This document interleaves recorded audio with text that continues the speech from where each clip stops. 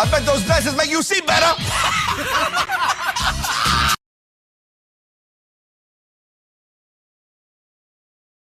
An example. Do you think it's harmful to not label people with their correct pronouns? Yes, but in a different, there are gradations of harm. Sure, but do you also agree that it would be harmful from somebody who had religious values to not lie to tell them those pronouns?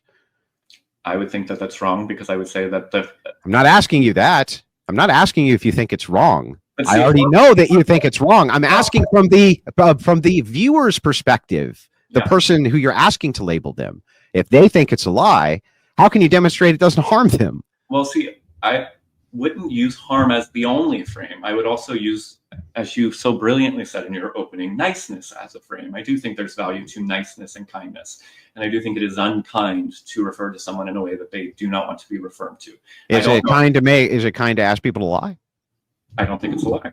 I know, but the other person, we've already ascertained you don't know if anything is true. We've already ascertained that. Yeah. So you could never tell a person who said, me saying to this person over here, giving them the incorrect pronoun harms me. It harms me.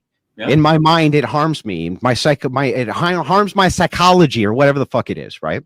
Yeah. You have no way that you could ever determine that statement is not true. The way that you are articulating this debate, and I appreciate it and I understand what you're doing, but it's not the way people walk through the world. It is. No, it is not. It is. Then why do you think we're fighting about this all the time? Do you think that people are fighting over pronouns because they just want to be mean? Or do you think that they're fighting over pronouns because they think that they're lying, and that there's a truth which we can clearly see as a truth, which is you are trying to mask this truth and pretend it's something other than it is, so they feel like they're compelled to lie? That is how people move through the world. I think that what's actually happening here is that there is a group of people motivated by political power rather than religious conviction that have stoked fears for people about what pronouns mean. Fear is harmful. You shouldn't. Here's the thing: if you're going to engage in a behavior which stokes fear, how's that not doing harm? I think the only reason using pronouns stokes fears is because conservatives with YouTube channels have stoked the fears of people. Perhaps, but if absent this behavior, they couldn't stoke that fear. Therefore, you're doing them harm because it's a subjective metric. Do you understand? Like, it's a subjective metric. You can't make the demonstration that, oh, it's harmful to us if you don't do it, but at the same time not concede that it's harmful to us if we don't. Like, for me, I'm going to tell you, it's actually harmful to me when you ask me to lie about a person's sex, right? But also, can I just say, but I would agree with, like, I don't believe the government should compel speech either. So I don't think that this should be, I do think there's room for disagreement on the issue of pronouns. I don't think anybody should be forced by law to use language. But this is very sneaky, isn't it? Because you still think that people they ought to do it because it reduces harm, right? Yeah. Yeah, but why is it that we need to default to what you think reduces harm instead of the default to the other? So, for instance, there's way more people who don't want to use pronouns than people who do. Way more people who don't. I would like to see the data on that. So if that is the case, okay, and it is the case that they don't want to go and use your fucking correct pronouns, right? They just don't want to. But let's assume for a second, right? We'll just assume I'm wrong, right? But I'm just going to say this for the purpose of demonstration. Let's just say it was like 51%, okay? Every time they used a pronoun that they didn't agree was true, that's going to harm them. Why is it that you don't default to them? The way you're trying to use harm is a very interesting way. What way should we use harm? I think that there's a demonstrable harm that's being done. I'm not with. Well, that's just saying the word as the word. What is harm here? Can you let me finish for one second? Yeah, but I need you to clarify that. What is harm? I'm trying to clarify. All right. All right. So I think that there's a distinction between, and I agree, I think one of the problems on the left is that we have melded offense with harm. I don't think that being offended is necessarily being harmed. I don't think feeling disrespected is necessarily being harmed. So that's all misallocating a pronoun is offensive. Yeah, I think it's rude. I think it's not loving your neighbor as yourself. I don't. Yeah, but it's offensive. Just simply, fellas, we're going to give it 5 more. So I don't understand how this. We'll go into Brandon's. Yeah, how can this be an ought claim, Brandon? Yeah. That you say that I think that when you're offensive, right, that people shouldn't take offense, but at the same time say that it's rude in some way to not tell a person the truth about what their sex actually is.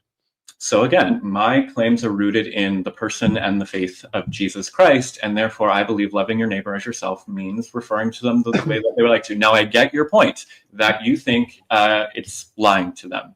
And to that, I would say you have every right to believe that. That doesn't mean that it's not unkind to speak whatever you believe is true. Don't you think that it's kind to not lie to people? I know that you think that, yeah. Don't you think that? I don't think it's a lie. Do you think it's kind to not lie? Generally, yes, but I don't. Okay, great. So then if that is okay, well then demonstrate the truthfulness of it. I think gender is subjective, and I believe that gender identity. There's no truth. Well, yeah, I think if it's subjective, then there's no truth. So all you're saying, so here's what you're actually saying is, based on the conditions of social relativity within the society that I live, this is considered to be a social taboo, and so you should adhere to it because I don't like it. That's it. You're just saying the offense, the risk of offense here is trumped by the risk of offense to me because you just don't like it, Brandon. I would actually say that there is biblical justification for where my worldview is rooted. And again, we can play in the philosophical space. Why do we need to use biblical justification when the Bible may not, but it may not be true, Brandon?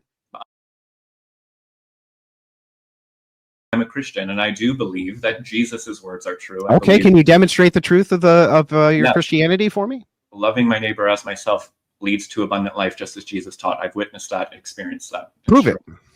I show it in my experience. I think experience isn't proof. That's anecdote. I think it is. Prove it. Experience is an authority. Yeah, it's one experience is an authority on what? Yes. This is, I mean, the Wesleyan quadrilateral. Experience has always been an authority for Protestants, of course. Oh, help me out here. If somebody experiences great joy when they're murdering somebody, right? You couldn't trivialize that experience then, right? I didn't say experience is the authority. I said it's an authority. Oh, well, what is the authority? There is no the authority. We have then you just contradicted yourself. You say experience is not the authority. There is no the authority. So if there is no the authority, you appeal to a authority, which again isn't even true by your own metric. Is God. Who engaged in reason, ever engaged in reason, if you walked over to them and said, I'm about to tell you something, but there's a possibility, and it's even a good possibility, it may not be true. I just want you to believe it because I have faith in it. Do you think that any reasonable person who uses reason would ever believe what you said after that? Yeah, I think billions of people do believe that in various religions around the world. That's not what I asked you. I asked you if a man of reason, pure reason, I think if you went over to him and said to him, I'm about to tell you something that may not be true, that he would say, oh, well, then I should believe that. No, right? No, I do think so. Yes. You do think so? I think that's what faith is about. Okay. So very quickly, I'll wrap up with this, but so that we can get over to, your attack or whatever. So I don't have an attack. Here's a couple of questions I have from the biblical stance. And I'll read this out to you. I would like to know the answer to this. Ephesians 5:22 through 33. This is Paul's prescriptions on marriage, as you know. Okay. Wives, submit yourself to your own husbands as you do the Lord. If two gay men get married, who's the wife?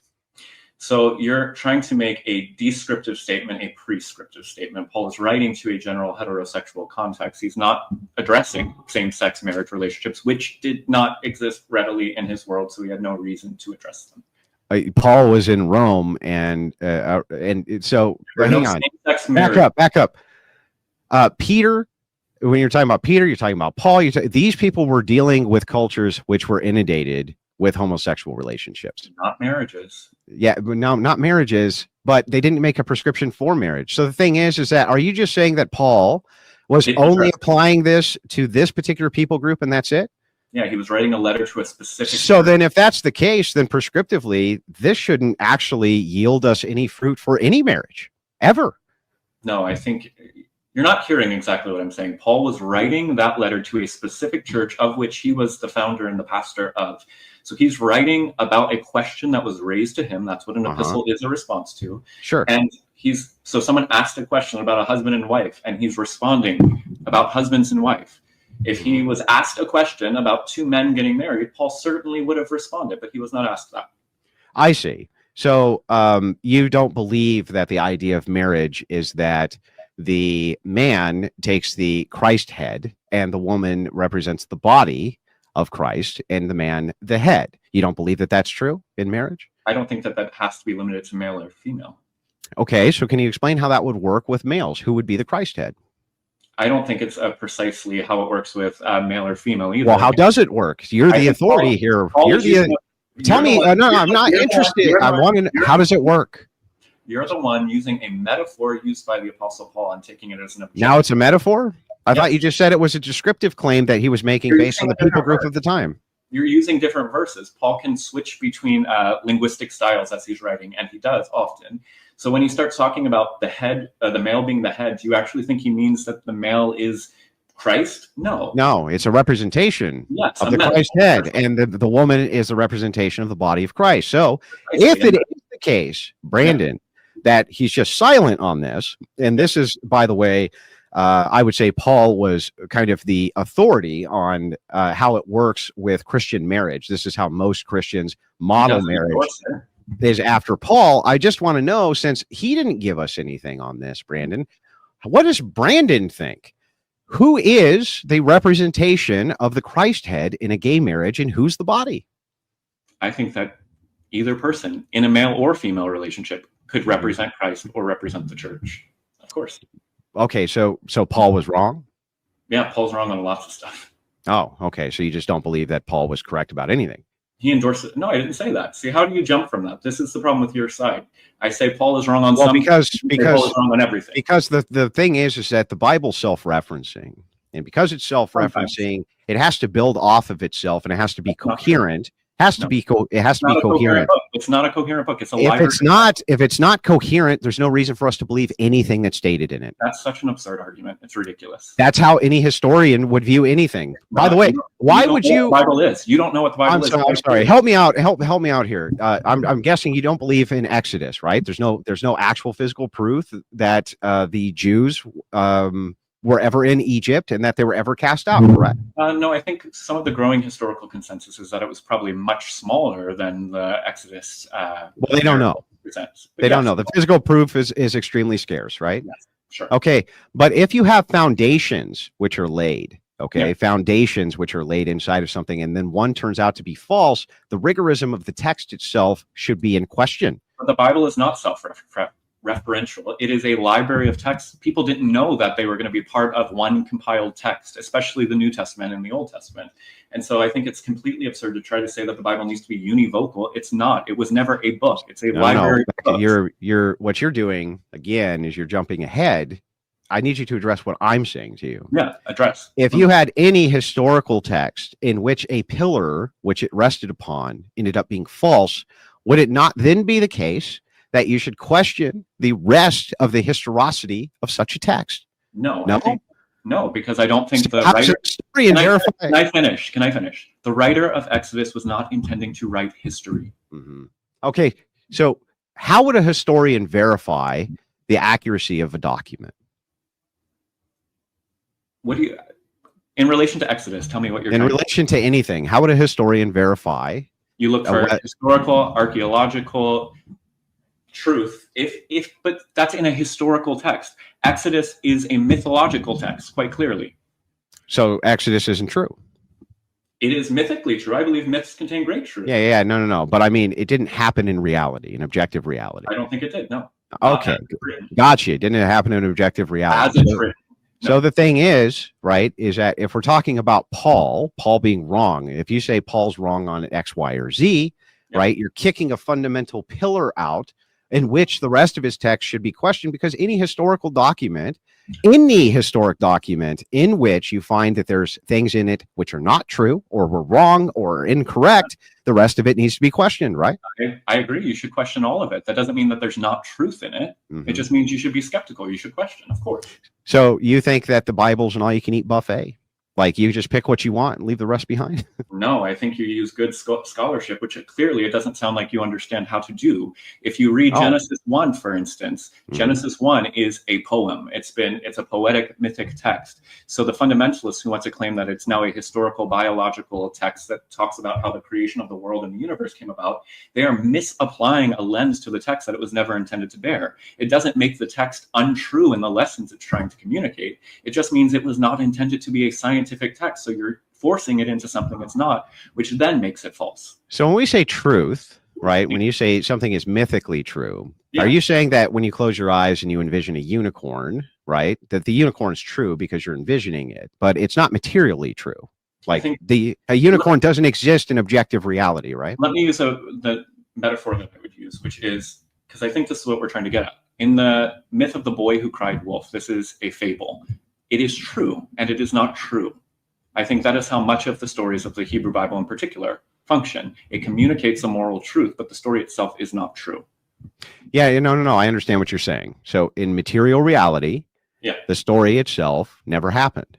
Yeah. Okay, so how do you think? Well, then this actually, I have a bunch of questions. Then I don't even know if we'll have time to field them all. But let's just start with this. How do you think that the world came to be then? I think that God created the world in 7 days. No. How long? I have no clue, and it's irrelevant to me. Okay, but he did create it. I believe that by faith, sure. Yeah, and is that because he told you that? No, I believe it by faith. So just through faith. And so if I said, well, through faith, I don't believe he did that, I'm not wrong? No, I think you're wrong, but I can't objectively say you're wrong. No. Okay. Yeah, I'll just leave it there and I want to be fair and give you your chance. So no, these are good questions, and I appreciate your robust dialogue. And we might have a chance to get back into it at the end if we get a little bit of time. But how are you guys going? Do you want to take a 1 minute break and go to the toilet or anything like that? Yeah, I could take a leak real quick. Yeah, let me do it. Yeah, all right. We'll take a 1 minute break. Thanks, everyone. Well, these dinosaurs may not, but if you look at these general YouTubers or people like this who are now dispensing the news, right? These are the guys who are now dispensing it. They may use these as sources. They're morons, right? But people are getting they're getting their news from all these little tiny little channels everywhere. They might use these as sources, but that's where people are getting it. They're doubling down. They're like, look. Yeah, absolutely. Democrats don't need to change anything. This was a fluke. This was a one-off. Yeah, Hassan, that's Majority Report, all those terrible people. Yeah, your destinies. They are, but they're all idiots. Like, they're feeding. Yeah, but why should we expect change from them then? If that's not what I'm. That's not. Was it you debating Destiny? I was making. I don't know if it was you debating Destiny, but someone brought up democracy. He was saying that Trump was a threat to democracy or something like this, and then someone mentioned if Trump wins the popular vote, isn't that democracy? Yeah. And he was just like, well, now, is it really about democracy? No. I wonder. Well, of course, I know that the answer is no. I'm saying he wants to make the argument that it's about democracy only because they won the popular vote and assumed Kamala was going to win the popular vote. Yeah. Bill Maher said, Trump can't win. He's not going to win. Kamala's going to get the popular vote at least. Once they realized that was not true and Trump is the more popular side of history, now so many of these people are changing their tunes. I doubt Kyle or Pac-Man or Sam Seed or any of these people, Destiny, they're not going to change their tunes because they've embedded themselves in this fringe ideology and hateful rhetoric. They're in trouble. Big trouble. Because what happened with the adpocalypse and cancellation is going to start happening to them. It's quite simple. It's already happening on Twitch. Oh, right. They're getting banned. Yeah. Banned. Done. Lefties are? Yeah. Yeah. There was a big story recently. Who was the big ban? They're fighting right now with Hassan, right? The Twitter adpocalypse. Yeah, the Twitter adpocalypse. Sorry, the Twitch. Yeah, Twitch adpocalypse. I mean, the thing is, you see this across the board. The left is getting absolutely demolished on rhetoric. They overplayed their hands, but I'm telling you, none of these leftist creators are saying anything other than double down, double down, double down. The TikTok trends that I see when I engage with these TikTok lunatics all over the internet, and I do it all the time, is the same exact thing. Double down, double down, double down, double down. They say Orange Man bad, Trump is bad. We're not changing anything. They don't seem like they want to change anything. Let's jump to this from tribune.com.pk. I have no idea what this is. What is this? The Express Tribune. They say Asmongold blames Hassan Abi for Twitch's adpocalypse affecting streamers' ad revenue. It's actually Destiny's Destiny is? Well, and it's not Destiny himself; it's Destiny's followers because they're going after Hassan. Well, let's get the story first. Yes. So they say Asmongold explained his position during his broadcast, saying Hassan clearly is one of the biggest proponents of this. I would say he is the main reason. He added a majority of the examples used in discussions about demonetization on Twitch pertain to Hassan Abi. That's Hassan Piker. Maybe not 90, maybe 80, 70, but it is the majority of all examples in the entire platform. The adpocalypse refers to a reduction in ad revenue across Twitch, reportedly affecting some creators by as much as 90%. Yeah. Industry experts, including Devin Nash, have previously linked the issue to polarizing political content on the platform. Hassan Abi has faced criticism for his coverage of Middle Eastern conflicts, with allegations of promoting anti-Semitic rhetoric. U.S. Congressman Richie Torres even cited Hassan Piker in a congressional letter accusing Twitch of amplifying extremist voices. Asmongold defended his stance, stating, "You can say it's unfair, that's fine, but you can't say that it's not happening or that it's not the reason." He also criticized Twitch for its inconsistent moderation policies. Yeah. They go on to mention that Twitch has not officially commented on the controversy, but recently updated its hateful conduct policy regarding the term Zionist. Because the ADL told him to. Is that, well, look, hey, man. Yeah, not kidding. The ADL and put in a policy. They said, nope, you got to do this. They capitulated to the ADL immediately. This is liberals and leftists welcomes to leopard ate my face. Yeah. Leopards ate my face. This is, they advocated and begged, and to this day, they still beg for it. And I am happy to watch them crumble and wither into a dried husk of their former selves. Well, the gamers all over Twitch are like, no, they want all political content off of Twitch. Gamers are begging Twitch, get rid of political content. We don't want it. We want ad-friendly content. That's us gaming, right? That's ad-friendly content. We don't want this. But for Twitch, these guys are cash cows, right?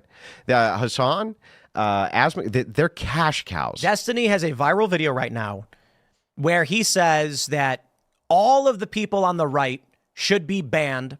Including you. Including me. Yeah. He says people like, by name? By name. Yeah, by name. I don't know who else he mentions. I don't remember, but he says Tim Pool, these people, they're only awful and their platform should be totally banned. And I'm like, he said Tucker Carlson. Right. Yep. He said Tim Pool. He said there was multiple personalities.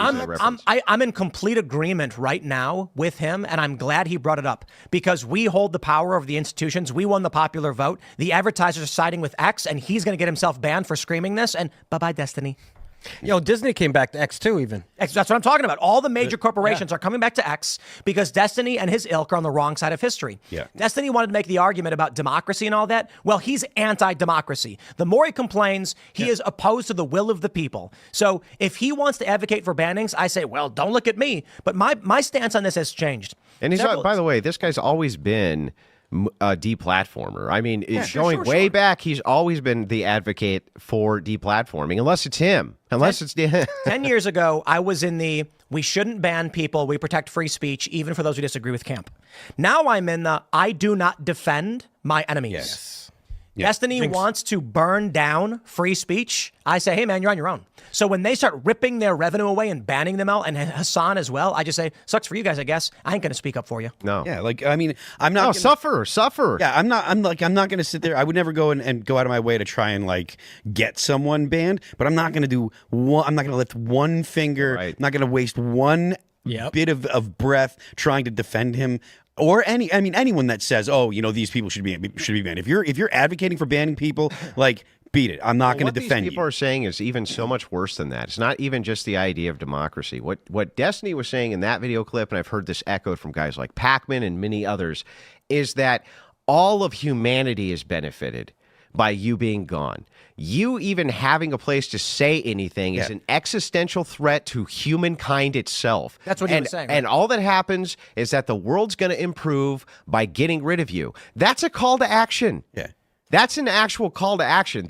We must do this. We need to get rid of these people. How is it not if you say these people are an existential threat to everybody, right? Well, How's that not really a call to action? Because that's what it sounds like to me. There's a reason why. And this is actually a fascinating metric I'd love to study. Maybe we could hire like maybe People's Pundit. Rich Bears could help us out. If I pay for it. I live in California. I will do a debate with you. Great. Then why won't you do it? Can we do it next week? I want to debate Brian, and Brian. Yeah, that's nice. I'm not talking about Brian. I'm talking about me. Can I debate 1v2? 1v2? Yeah. Can you just debate me? Can I do a 1v2? Yeah. Why don't you debate him after me? Why can't I do a 1v2? Why? Because I want to do a 1v1, Parker. Why can't I do a 1v2? All 1v2. You can, but why do you need to? Can you explain I want to why? talk to Brian as well. Yeah, you can talk to Brian after we're done debating. Brian's not going to debate me though. Why do you say that? Because he's scared. Well, okay, so how about this? How about we'll just do it right now, Parker? Why don't you tell me what your criticisms are of the Whatever podcast? Mm-hmm. Yeah, so Go like ahead. the day Just of, do one at a time, though. Don't shotgun them. Mm-hmm. The day of that we were going to show up on the Whatever podcast, both Dean and I, to debate Brian, you, and other people that you had on the Whatever podcast, you canceled day of and never rescheduled. So you're willing to debate all my different friends who are women, right, who might be less knowing about different topics, right, or in OnlyFans or whatnot, but you're not willing to debate Dean or I on that type of platform for some reason. Because you easily I'm had totally the ability completely. to reschedule. Okay, Parker, here's the thing. Here's what I'll do. I'll compromise with you. How's that for fair? Now, I tried to do this with Dean before, by the way. Did you see the live of that, Parker? No. Oh, okay. Well, there was a live where Dean called me out, and I had him come on my stream, and he agreed to do a fly-out debate, and then he refused. So here's my compromise to you. Will you debate with me and Brian, you and Dean, at the same time on your criticisms of the Whatever podcast? Yeah, if we could also do other topics, I'd love to. Yeah, what are the other topics that you want to do? I'd love to talk about like Trump. That'd be great to talk about. Yeah, we can talk Like about the Trump. politics. Mm-hmm. Sounds good. Are you religious? But we can Are you start. Christian? But we can start with the idea of your criticisms of the Whatever podcast. Correct? Oh, of course. I mean, we can talk about And that. when can we schedule this? Anytime. Oh, well, let's schedule it now and let's do it live because that way you can't back out later. Can you add Dean up too so we can schedule? Because I need him to be up. So we Yeah, can add schedule Dean. him. Add Dean. Yeah. And also, Brian, can I get like a specific response of why you've been so scared to debate? Hold on, D needs to send another request in. Okay. I don't know why you're smug. Neither one of you are good debaters, and I'm going to crush both of you easily. Mm-hmm. And you have to say that to make yourself feel better. It's okay. But I yeah, mean, we'll Brian, see. I just We'll want, see. like, a We'll see specific live, Parker. response. Like I've debated with you before, and you failed multiple times. You didn't even know it was me. I have a good idea. That's how bad you are at it. Brian. Well, here's what I want to do. Here's what I have a wanna good idea. do. I have a good idea. How about we schedule our debate for right now? Why is slut shaming good? I only have like what 9 minutes more left. Yeah, he only has 9 minutes, Dean. Hold Yeah, on. I have I have this a is- dinner with my so girlfriend this and my is- family. Yeah, this is. Yeah, what I we're already gonna have a do. little bit as well. 9 minutes. Let's run it real quick. No, Let's let's do an in-person debate. God, I want to debate right here, right now. Wait, but Brian, will you be involved in that debate, or are you going to run away from that? Yes. Yeah, 2v1 I'm on your down criticisms for or the- whatever. I'm down for the 2v2. Okay, perfect. That sounds great. In person When? 2v2, which day? I've been. Yeah, we want to know when though. God, And dude, you both have to come. How- You how both about- have to come. I have an idea. I'm not gonna lie, Brian. I spent $535 on a plane ticket out to LA a couple months If ago. you guys show up, I'll Cancel- reimburse it. You If you cancel guys show on up, I'll me- reimburse One it. If moment. you guys show up, I'll reimburse it. One moment. And then you cancel on me day of, and you do not reimburse me, and you fail to reschedule. I would be more than willing to debate you guys in an online setting, but I will not be dedicating my attention, focus. Okay, then get out of here. Goodbye. So you're scared of Yeah, me? then You're running- goodbye. You already made Andrew's the agreement running. and you lied. Bro, you made the Andrew's agreement running. to me and you lied. Yeah, and then I backed out of. Yeah, flight. you backed out. Debate Exactly. You live backed in out. front You of me coward. right now. You fucking I'm not a coward. because I'll debate you online. You're scared of me. Why does it have to be online? Because you're not worth my You time. cheat, Dean, I'm too like you expensive did. for When you. Parker was feeding you information in your Fuentes debate, you were I think cheating. Right now is Oh the wow! So perfect do you want me to time for us close just my eyes and debate you with my eyes? No, closed I because want you you're to scared show because up I'm with your smarter than facts, you? with your stats, and I don't want it to be me versus 5,000, but me versus you, you Andrew, chicken. Andrew, I'm gonna mog you right Maybe now. we So should I will just do it debate right you now. online with my eyes You closed. could and my never hands mog up, me and in a I will still million win. years, you grifting scumbag. Remember when you I did mog the you whole... every day. Do you I mog you remember, every do day. you Total remember when you deflection for the pretended you were debate. Andrew Tate? Do you remember that? Oh man, Yeah, why that don't was you show up hilarious. in Bible and you. It was. I mean, it was hilarious for all the wrong reasons. But this aside, you're not going to ever mog anything. I already do you want to do. do? I already Parker do. came on and made the agreement to do a 2v2, I'll and do now it. is refusing. All No, 1v2. let's do it right I'll now. still 1v2. All 1v2 let's- online or in Okay, person. goodbye, Right goodbye, now. Dean. You already backed He's running out. away. Goodbye. Andrew's I backing can't out. run away from a debate you won't accept. I'm accepting He said it. And I online. want to do it right now. Wait, Andrew, Yeah, why- you say you'll Andrew, only do it on. Why won't you do it Andrew, in person, Andrew, Dean? Andrew, Because I'll you're do- not worth I'll- my time. I'm bigger than you. Yeah, I I'm have a more way intelligent bigger than you. platform than you by engagement. No, you Get don't. bigger. What are you Yes, I talking do. about? My average Andrew, you're live streams are delusional. between 5,000 to 7,000 per debate. What about Yeah, you? we get more than my that. God. What are Where are you at right this second? Be Yeah, quiet, be just quiet. stop. It's We- Cope. Where are you at on YouTube, Parker? When you go live, where are you at? YouTube or here on TikTok where my platform Yeah, is. YouTube. Oh, TikTok's YouTube, I easy don't to go get live on viewers. YouTube. Wait, if Yeah, TikTok was yeah, so easy to TikTok's get live- super easy. Wait, if- Andrew, if what do you get TikTok when you was go on super easy- TikTok? If TikTok was super easy, how come you guys had Me? 100 viewers before Parker rated you? Because it's the first time he's ever gone live. Oh, We were but I just thought doing it a was test easy, stream. Andrew. What happened? It is easy. Oh, so Wait, then Dean, why how many did you viewers get did you get the first time you came on live, Dean? Oh, I think I got, what was it, 1.7 thousand? The very first Wow, time? yeah, because it's super easy. Oh, but like he had 100 by himself. Okay. Yeah, no, I can You're punching completely up on rent. Andrew, By the do you- way, Andrew, have you ever hosted a live? Andrew, have you ever hosted a Can you live? help me out? Yeah, Okay, how many viewers did you get? I think it was 1.7. 1.7? Okay, so only once? That was the only time I ever did it. Yeah. Only one live. Yeah. Mm-hmm. Well, I mean, What are you mooing about? Do you have proof to the contrary, Parker? Wait. Well, I mean, I wouldn't be able to. Hey, okay, hang on. just, Can you like, let saying- Dean? Can you let Yeah. Parker talk? Instead So of- Parker, No, you Parker, can go. can you You show can me go. proof to the contrary, Parker?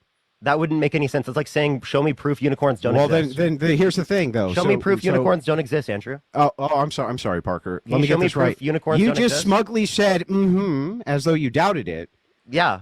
What? Why? Based on? Because I don't trust your character. I don't trust. Oh, what you I don't said. trust your character, Parker, because Okay, are you've we already gonna debate lied. or is Andrew You still guys wrong? already lied about showing up to do a live debate. So I here's, never here's what I'm lied. willing. I never lied. You Here's guys what I'm willing canceled to. day Hang on. of. What are you Here's what I'm talking willing to do. about? Since Dean refuses to show up, you'll do a because you're not worth 1v2, my Parker. time. I'll debate you right here, right now. Let's from debate your Yeah, I know. online. You- Andrew, do why it won't you online, debate I know. online? Why won't you debate him Because I online? know that Dean cheats. I saw Oh, it happen. Cheats? Look at this. Look at this. Cheats? What? Yeah.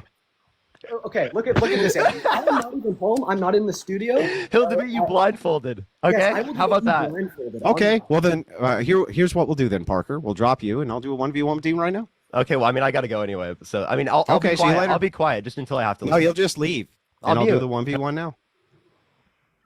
Wait, so hold on. Before we do that, I'm fine to have you guys do the 1v1. Dean, what are your actual objections to doing a 2v2 in person? I'd much prefer to do this in person. Do you want me to be honest with you? You're not worth my time. Oh, then why are you here? Because you're worth this much amount of time, but not. Oh, okay. So we're worth your time, but we're not worth your time. That makes a lot of Wait, sense. he meant like to go in person and fly. You understand the difference between flying to someone in person versus like debating them on an online space? So like, Yeah. why won't So you just do who? it on an So online space? who's? So wait. So whose live is worth going on? If it's online, then it's fine. No, whose live is In worth going on person? in person? Yeah. In person? Well, like Jubilee, like he did. Yeah, I've been Or on like when Jubilee we went too. to the White House, like because we got invited by the president, like that's something like that. So wait a second. So for creators, haven't you gone in person to other creators who have smaller platforms than Brian? Who? I'm asking you. No, I you? haven't. No. Not you, Dean. Dean hasn't. Nope. Wait, You've hold on. never done it. You've never. Are you sure? Bro, Dean, you went on Steiny's. Yeah, and that was way bigger than yours. Yeah, sorry, Brian. Dude, you're like, dude, I'm sorry, Brian, but you're kind of like irrelevant, bro. Also, like, can I also just point it out there that Steiny flew me out on a semi-private airline and then put me up in a very fine hotel for a night. And I'll fly you out first class and give you a hotel room. Okay. Well, Andrew, you're not Okay, even so gonna make what's money up? off of that, so I wonder where you're getting that money from.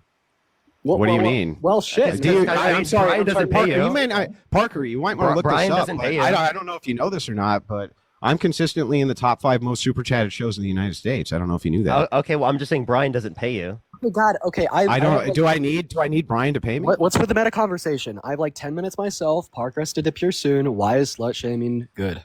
Yeah, Oh, yeah. we're not getting into that just yet. We're finishing the combo here. Guys, wasting my time. See, this He's is like, the- I only You want a don't- meta I don't combo. understand why the time. I want to know a few things from you.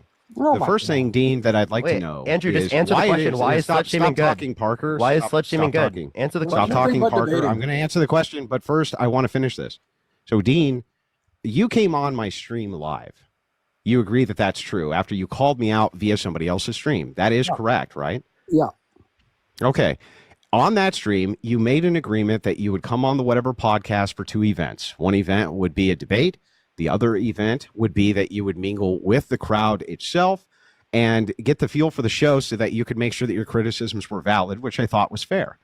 We both entered into that agreement live. And now later you're backing out of the agreement. So let me ask you this. If it's that you're unwilling to do it on Brian's venue for whatever reason, because you have some bad history with him, can we select a different venue for this live debate? This venue. Yeah, sure. Let's select this venue right here. No, an in-person debate. Okay, why do you want it to be in person? Well, because you cheat, Dean. Oh my God, Andrew, you can't Literally have his camera on. Can I give you? Block Can it. I give you my reference? Can I give you my reference for your cheating? No, I have a counter offer. So here's what we'll do. This will be really funny, and the clips will be like top tier. What we should do is we should both turn on our webcams. I will put a blindfold. Well, I can't because the and I will program put my hands up in the air, and I will steamroll you anywhere. And honestly, I think it's a compliment that you say that I cheat, because that just tells me that I'm good at what I do. Okay, well let's. I'll tell you what. Turn on your webcam. Put on the blindfold. Let's go.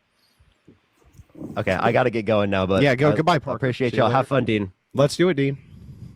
All right, I have about 10 minutes here before me and my girlfriend go down to Best Buy. Get the blindfold on, Dean. Stop talking. Oh, you don't like it when I talk? Not a lot of Yeah, I'm people just. do. We'll talk as soon as you hold your end of the bargain, which you're bad at doing. All right, Mr. Andrew. So go ahead and give me the argument here. Why is salute shaming a good thing? Yeah, get your blindfold on first, Dean. You're funny, Andrew. I know. Also, I will ask you just. What about when you were saying the insular? Was your heart racing there? Oh no, because that's when I was 14 and a lot like you. I bet you're mad that I was just as mature as you are today at the age of 14, sir. You should grow up, kind of. Oh man, oh boy, you got me with that. Well, All right, you got your blindfold on. Shaming good. So yeah, I think that social shaming in general is good, and I think that if you want to see less salutes in society, that social shame is going to assist with that. All right, now I'd like to pick up where you left off with the prior guest. You had asked that guest why they do not think that promiscuity is wrong, and then they were like, I don't think it's wrong because I feel like I don't think it's wrong. And you said, well, you actually have to give reason. And I'd actually... No, I didn't. No, Dean, that's incorrect. I didn't say you have to give a reason. I just said if your reason is just because I feel that way, then it's a perfectly good counter to say, well, then my reason is because I feel that way. Ah, perfect. So I'll expand a little bit on what she was trying to say, as I would entail that given my own position. Promiscuity, I do not believe... What do you... Well, wait, hang on. What do you mean you would entail? What does that mean? Can you repeat what I just said? I'm talking so fast. Yeah, well, I just want to make sure that I understand what you mean by entail. An entailment is what? I give an X is typically what an entailment is. But to clarify on what... Wait, can you say that again? I didn't hear you. You're very quiet. Why give an X is what an entailment is. But what have you just given? Oh my God. Okay. I don't understand. I just want to know what an entailment is. Yeah, I told you what an entailment is. It's why... Okay, tell me again, but be very clear. Why given X? Y given X is an entailment? Yeah, now I'm going to go back to what I was saying. I don't think... Yeah, can you walk me through how Y given X, what that means? Shit, Andrew, you want to do anything... I want to be highly specific with our language. Dean, semantics are super important in a debate. You agree, right? I actually don't think that the use of that word in that context was important at all, as it wasn't relevant to... Well, entailment's a philosophical term. It's relevant. So can you just very quickly walk me through? That, Andrew. I don't think it's relevant.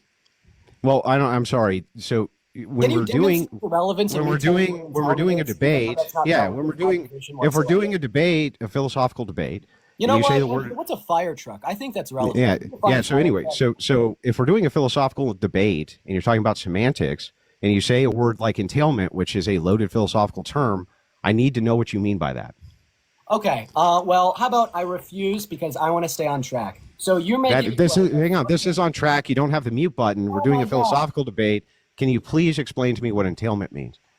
All right. Such as a logical entailment. It's just going to say, if X is true, then Y must also be true. But I don't... No, that's not what an entailment is. Okay, that's how I use the term entailment. Do you use it? So you use your own term for philosophical entailment? When we define any words that we use in any colloquial sense, in any conversation... Yeah, you can, but they have to make sense. So all you mean by entailment is if X, then Y? Yes. No. Oh, okay. Well, then I'll remember that that's what entailment means. Go ahead. Thank you. So now, anyways, back to what matters, because you don't want to talk about it. You're making the claim that I have to have some reason to justify the position that promiscuity isn't wrong. I didn't make that claim. Okay, you made that claim to the prior... When did I make the claim? To the prior... What was my actual position? Can you steel man it for me? Of course. You made the claim, well, first of all, she made the statement that it's not bad because I feel like it's not bad. And then you made the statement, well, if you want to say that, then I could say it's bad because I feel like it's bad. But yeah, what's wrong? What's the problem with that? Yeah, because I would say that we have to posit reason for any positive statement, even in the Why? normativity. Yeah, why? Because we should have reason for the things that we believe. Why? Because we want to be reasonable people. Are you saying that? Yeah, but that doesn't. Wait, that doesn't. Wait. So we should use reason because we should use reason, Dean. Yeah. Is that right, Dean? We should use reason because we should use reason. Boy, you really thought that one out. In fact, that's not what I said. That was a. He's fucking stupid. How did you ever think you could take me on, Dean? All right. So we should use reason because we should use Andrew, reason. I'd actually Go ahead. like to clarify that. I actually think it's funny that you think you could take me on because the only way You're getting destroyed, Dean. It's not, dude. It's not even close. But keep going. Andrew, I that's the can't wait thing. to hear. I'm not getting destroyed at all because you just told me the only way to justify. Yeah, just keep telling is yourself to be that. unreasonable. You keep telling yourself. No. You said that reason. Wait, You said the reason that we should use reason is because it's reasonable. Actually, that's not what I said. I'd like to correct. Okay, then why should we use reason, Dean? Yeah, because axiomatically speaking, we should all want to be reasonable individuals, and being a reasonable. What is that? Well, wait. Okay, well, Dean, axiomatically speaking, we shouldn't all be reasonable. Person, Andrew. Oh, he's Yeah, it's just an axiom, Dean. Argue the. It's just an axiom, Dean. What's wrong with an axiom? Tell me that you don't want to be a reasonable person. Tell me that you Well, don't. if you state that axiomatically, you can't even argue. You're still spurging, Dean. You're still spurging. Blindfold off. You're spurging. Why? Because you're freaking out. Dean, you're spurging out bad. You have to be an unreasonable You're person. really spurging, Dean. Unjustified claims without evidence in order to. Boy, you're really spurging, Dean. So anyway, Dean, when you say that something is axiomatic. Wait. Sorry, Andrew, I got to interrupt. Dean, you're in breach. You're breaching the agreed upon terms. Yeah, but he does that. Back on. They do lie. He does lie a lot. I'm in like the ninth circle of hell here. I have a blindfold on my face. He's screaming at me. Why should you be? Nobody screamed. No, the only one screaming is you, Dean. Do you have a pink blindfold you could use? No, I don't. So anyway, Dean, why should we use axioms? Oh, Jesus Christ. I'm not answering. I don't understand what you're not going to answer my question. You don't know why we should use axioms? Yeah, because I want to debate you on your position that slut shaming. Yeah, and we are debating on the position. We're starting with with what you consider the philosophical entailment, which is if A then B. Okay, you seem to be very upset, Dean. Do you want to do this debate or not? Yeah, I asked you a question. Walk me through. Okay, what's the question? The original prompt. Demonstrate. Yeah, we're talking about the original prompt. I'm talking to you right now about the original prompt.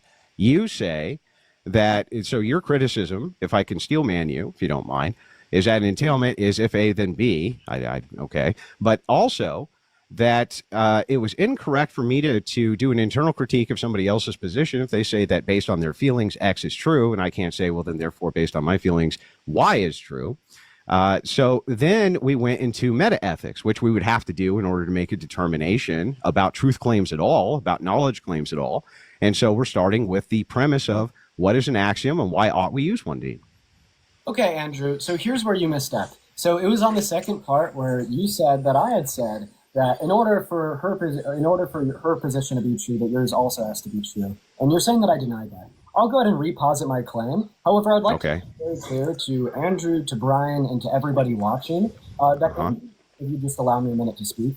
Andrew doesn't feel comfortable talking about what really matters here, such as the morality of slut shaming. Well, hang on, morality. Wait. Well, we're talking about meta ethics. That is related to morality. Right now, I'm just trying to figure out from your perspective why we should use axioms when we're making moral claims. I actually was making a descriptive claim. You can't track. Okay, what's descriptive about your claim? Yes, I said that. I said that we should be reasonable. That's an ought claim, not a descriptive claim. But the should there when it. What does the word should mean, Dean? Should can exist in a normative. You should really take my course on debating, Dean. It would help you. So no, when we're talking about normativity, you could have a normative ought and a non-normative ought, and typically when what's a non-normative ought? Yeah, because they're going to be conducive to some goal, right? Aside from like your ethical principles. Like for instance, I could give you. Okay. Oh, so wait a second. I just want to make sure. Like you're making a moral claim that is not an ought claim. Is that correct? No, it's not a moral claim. Yet it is. No, it's not a moral claim. Right. For instance, if we're playing chess. And the best way for me to make is to move a pawn up a square. I'd say it'd be good for me to move that pawn. But when I say it'd be good for me to move that pawn, am I saying it's a morally good thing for me to move that pawn, Andrew? No, but if you're making a moral claim when you say should, if you're making a moral, you made a moral claim and said should though. That's an ought for morality. Okay, but go ahead. Restate your position. Go ahead. Dean, just don't mute him, Brian. Never mute him. Unmute him. I'm going to let them both speak, but you guys got to let each other talk, okay? Just let me finish your Fair sentence. enough. Go ahead, Dean. Go ahead, Dean. Go ahead. Thank you. So I'm happy that I could clear up that non-normatives oughts could exist with my example of a chess game. Now that we move past this pedantic bullshit, here's what I want to tell you. You cannot give me... No. Well, hang on. There's just one more clarifier. When you say normative, you said a non-normative claim. Andrew, I'm gonna give you I just want to make sure when you say normative, on the topic. You're running away. I just want to make sure when you say normative going forward, Just keep you're in not mind, saying 5 strikes. you're not saying ought, right? When you say normative, you're not saying ought, you're saying something else. So once again, I've described this to you twice already. I'll describe it for a third time. You could have normative should claims, meaning that it's morally good to do something, and you could have descriptive should claims, insofar as it's conducive towards a goal. Got it. So what was the descriptive part of your claim? Yeah, it's like the descriptive part of the claim was to say that we should be reasonable insofar as that's conducive towards the goal of a higher level of rationale. Now, if you will let me get back to the fucking topic, all you want to do in this meta conversation, because you can't give me one good reason why promiscuity is wrong. You mean a good reason why you should not be promiscuous? Why is promiscuity inherently wrong? Oh, inherently wrong. Well, let's clear up a few terms. So I just want to make sure, what does wrong mean? Something you shouldn't do in this sense. Okay, so it is a normative claim? Yeah, I'm guessing you're making a normative claim with your background, Andrew. Mm-hmm. Well, I just want to make sure. So when we say wrong, okay, but Dean, there's a reason we're clearing this up. When you say wrong, you mean immoral, right? Yeah, wrong means shouldn't, means immoral, and the normative sense that you're describing when you make the claim that smooch shaming is good. I'm guessing you mean that normatively, right? As a moral ought. Yeah. So, I mean, I'm running a counter argument against you. I'm internally critiquing your stance. So when I say, give me a reason why I see wrong, go for it.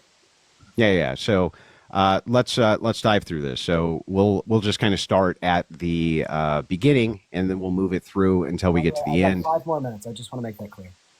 Okay. Yeah. So let's start with a normative claim that shame is a useful tool. Okay, well, I'll start with this. Shame is a useful tool when you're trying to mold society into, X thing that you want. Shame can be a useful tool. Why we ought to use shame is because we can utilize that as some type of imperative to any type of morality that we're trying to produce on society. Use a utilitarian or whatever would basically agree that this is the case, right? I generally agree that it's okay to shame bad things. Yeah. So it's an effective method, and you would agree from your worldview that shame ought to be employed at times, right? Yeah, it's generally good. It's a good thing to shame bad things. Now, my question: give me one reason why promiscuity is wrong. Give me one reason why murder is. Yeah, one reason why murder is wrong is because it's a right violation. That was a damning non-answer. Stop pivoting and answer mine. Wait. I'm sorry. What was your answer? Yeah, that's a rights violation. Now give me a reason. Oh, okay. Wrong. It's a rights violation. Okay. Hang on, Dean. We're just making sure we get the terms clarified. When you say rights, where do rights exist? I'm not going into that meta-ethical conversation with you. This is a pivot. I'm failing to. It's not a pivot for us to clarify language. It is. It is absolutely a pivot. Yeah. So you won't get into meta ethics? I'm not going to get into your pivot. No, I refuse. So I don't understand how am I supposed to debate with you on these terms if we can't get to the meta ethics so that we can decide which terms are what, why they're that way, and then how we can actually hang on, Dean, calm down. I honestly want to do this with you. I just want to clear this stuff up. That's it. Holy shit. Andrew, but we actually shouldn't even be debating about this right now because I asked you for one reason. Should it in a normative sense or a non-normative sense? Non-normative sense. So I asked you for one reason. Non-normative. Okay. So in a descriptive sense, we shouldn't be debating it. 4, good boy. Allow me to finish. So I asked you for one reason why promiscuity. You still got the blindfold on. Because I mean, we're not. I'm just. You're just cheating again. Okay. 5, 4, 3. Good boy. All right. So I asked you for one reason why promiscuity is wrong, and then you responded to me by saying, "What's one reason murder is wrong?" So actually, Andrew, that was a pivot around my question. Analytically speaking. Hey, hang on. I think that's fair, but the only reason I answer the question with a question is because you refuse to get into the meta ethics of what wrong means. And so I used what's called a demonstration. I used a demonstration in order to try in some way from your worldview to understand what wrong was. You made the claim then that what wrong is something which is a violation of rights. Great. Now we're getting somewhere. So then what is a right and where does it exist? This is really pivotal to a debate, Dean. Actually, I actually reject that. Demonstrate the relevance of me telling you, in accordance with my framework of deontic duties, what is relevant in describing my normative. Because I don't understand what you mean by the term. Yeah. So because I don't understand what you mean by the term wrong.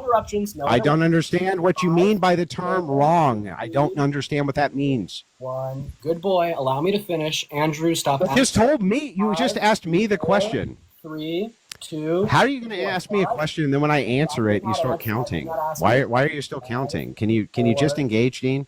Demonstrate more maturity than my 6-year-old nephew. You have one. Yeah, I don't know. You're the one. Bro, you asked me a question, then when I answered it, you cut in. I was not asking you a question. In fact, I was in the middle of a statement. I was not asking you a question. Okay. Getting old. Well, go ahead with your statement. Go ahead. But that's okay. Don't worry. I'll catch you up to speed. So here's the big issue. At this. Hang on, woman. Bring me another beer. All right.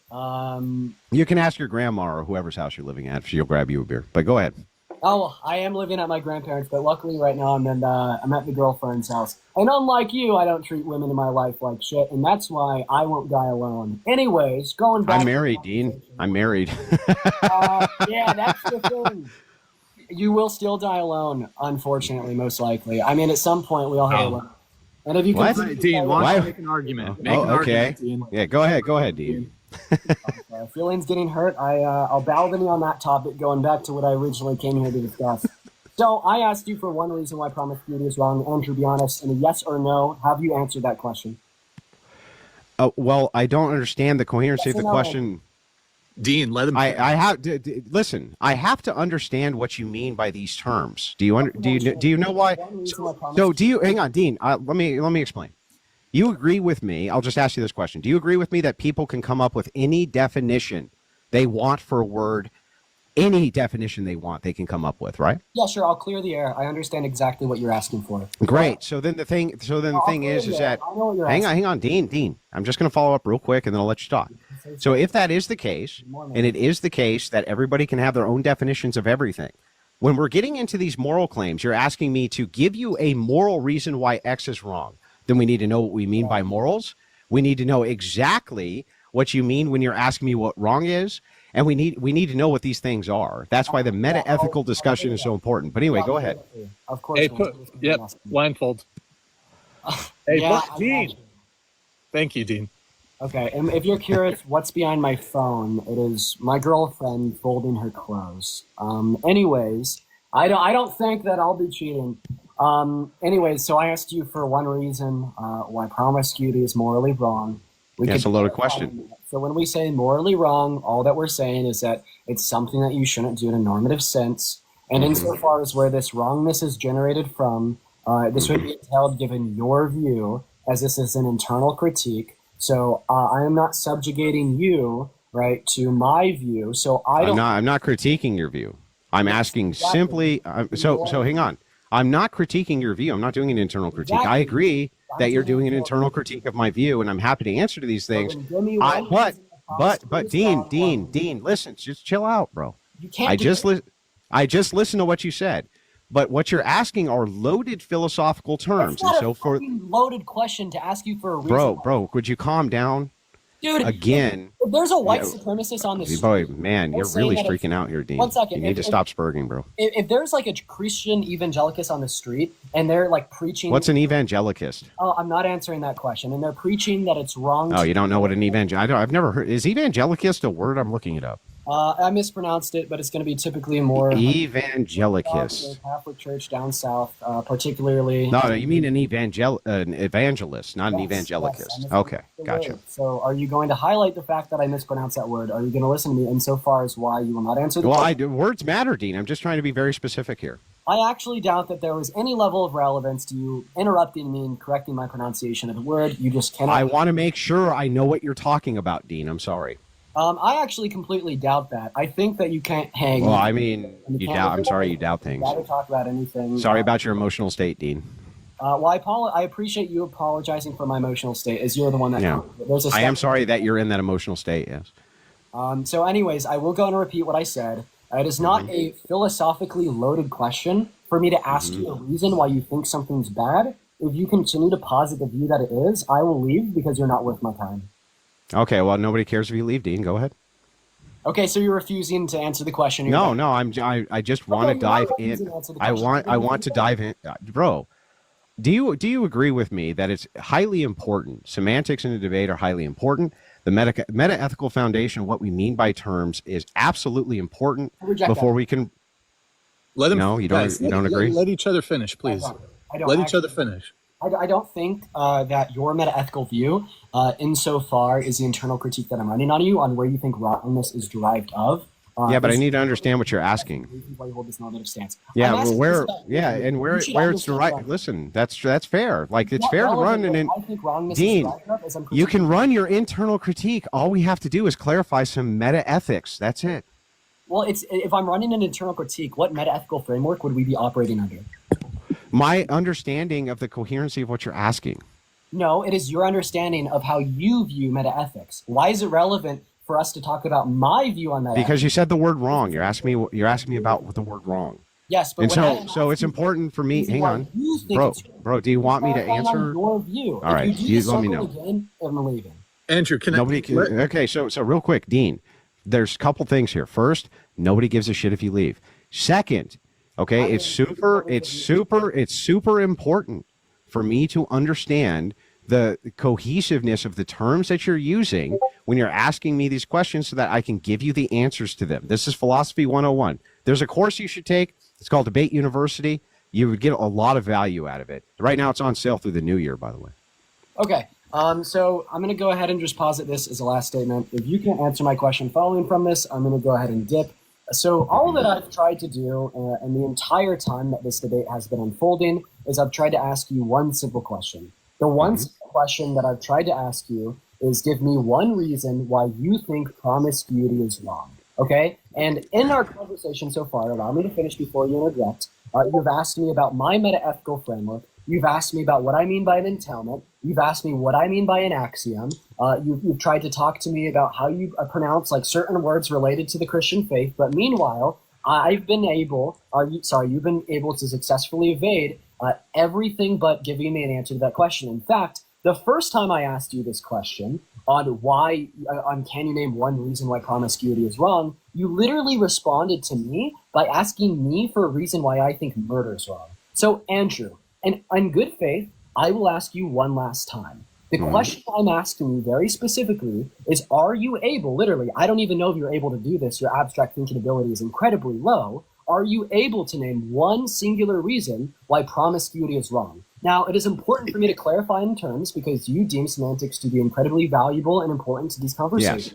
When I am asking you for one reason why you deem this to be wrong, all that I'm asking you is why do you think that this is something that we shouldn't do? I don't care what your meta-ethical framework is. I don't care if you think that this is something that we shouldn't do objectively or subjectively. I don't really care what your normative view is. All that I want is for one reason why this would sufficiently justify your normative criterion insofar as hang on 1 second, Dean. There's this thing going off. Hang on. Okay, go ahead. What the fuck is that? So I've already clarified that I don't care about your meta-ethical view. And I don't really care about your normative view that much either, because at the end of the day, all that I'm asking for is your internal reasons why this sufficiently justifies your standard for moral wrongness under your normative view. So at this point, the same way I'd ask someone that thinks being gay is wrong, why they think being gay is wrong, the same way I'd ask someone that thinks racism isn't wrong is why do they think that racism is good. I'm asking you to provide one singular reason why promiscuity is wrong.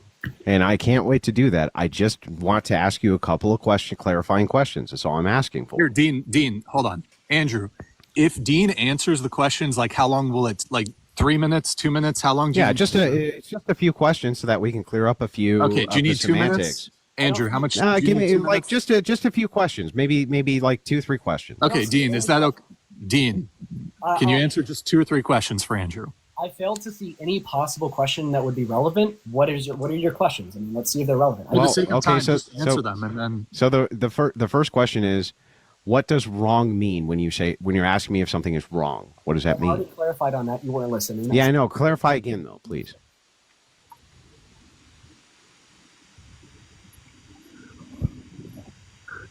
Are you listening? I said it. I just want to be precise here. What do you mean when you say wrong?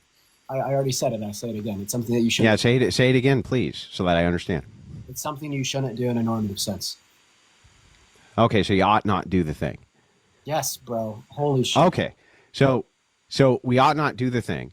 Now, the second question that I have is when you say ought, are all oughts axiomatic? All right, Andrew. Fuck you. You're wasting my time. All right.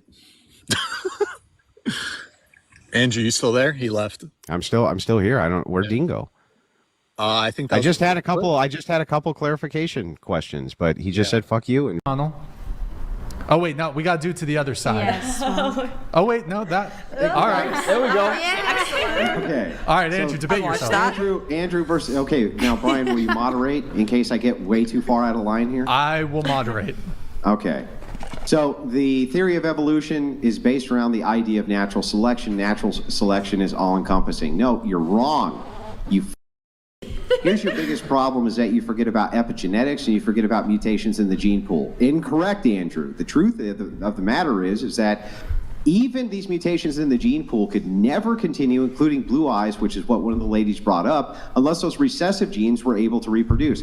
Andrew, that's incorrect. You can have recessive genes which continue into infinity without any sort of reproduction whatsoever. No, that's incorrect. Just look at germ theory, you idiot. Is that good for you? That was beautiful. That was excellent. Control Z. Excellent. Do Control Z. That was excellent. There we go. All right. That was beautiful. Okay. Oh. Who won? What? Andrew on the left. Definitely won. He definitely won. I thought he was he had the better angle. By the way, TTS is $69 if you guys want to get one in. Okay. Someone in my chat said W. Andrew, L. Andrew. W. Andrew, L. Andrew, yeah. So you did someone for 3 years. Yes. While cheating and lies. Oh, no, I wasn't cheating and lying. Hold on. Radius donated $69. I want to see two Andrews eat 2 burritos. I think what we have to do, though, is we have to hide one because we see you talking in both, even if it's mirrored. We need to hide one and then put the other one on when the other's talking and kind of like swap back and forth. But let's see. So he got someone. Somebody said Andrew W., by the way. Andrew W. He got someone pregnant while with me and now smokes an insane amount of weed. About something? Yeah, I have well, I can do both prompts today. Dude. The second I already know for sure that you're just devil's advocate. I know it. No. Yeah, no, you are. You're doing I'm it. gonna All debate right. pineapples. No, pineapples on pizza. I promise. This one I'm gonna start with, and then I have an actual criticism for the first one this time. All right. I promise you. The second one, pineapple on pizza. So when it comes to pineapple on pizza, I think it belongs on pizza, but only if it's accompanied by bacon and jalapenos with garlic sauce. Okay. That's the only time I accept it. Okay, but what about the fact that you're engaging in an ontologically evil act by consuming and normalizing pineapple on pizza? Is it normalizing if it's the exception to the rule, but not the rule itself? No. You have to do away with all pineapple. Andrew, I actually take issue with this as well. I don't understand. I need you to justify your claim that pineapple on pizza has an ontological evil. Okay, Jake. Let's get into it. What? Let's start with this, okay?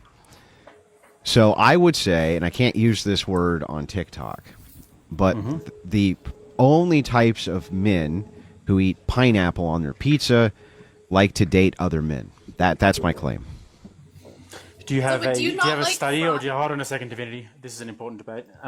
Do you have a study or a source that you can reference, or does it just give you the ick? To me that just gives me the ick. Do you have a source for Australia even being a real place, bro? Yeah, I do actually. We've got the Emu Wars, which were well documented history. I mean, what do you want? Do you want first-hand knowledge, second-hand knowledge? You weren't alive during the Emu Wars. It sounds like hearsay to me. Okay. Yeah? Can I just say something about the whole pineapple stuff? do you guys not like fried pineapple? Like when you're having a barbecue and there's like, some pork going on or there's some steaks going on. Like, does everybody not like fried pineapple? Like you're not putting a couple rounds of pineapple on the barbecue and it's getting charred Yeah, up. that has nothing to do with pizza. There's nothing to do with pizza. Yeah, you've missed a very important. You've missed a very important part. Yeah. Warm pineapple is delicious, and anyone who gets the ick from it, especially if it's on pizza, I don't know. Like you can live your own life. It's not the ick. Okay, listen. There's justification for pineapple being ontologically evil. For one thing, just look at the fruit itself. It's spiked and it's barbed. It's designed specifically to cause harm to people. If we did away with, but you just don't like pineapple in general, then? No, I'm telling you that the fruit itself is made to be evil. It's designed.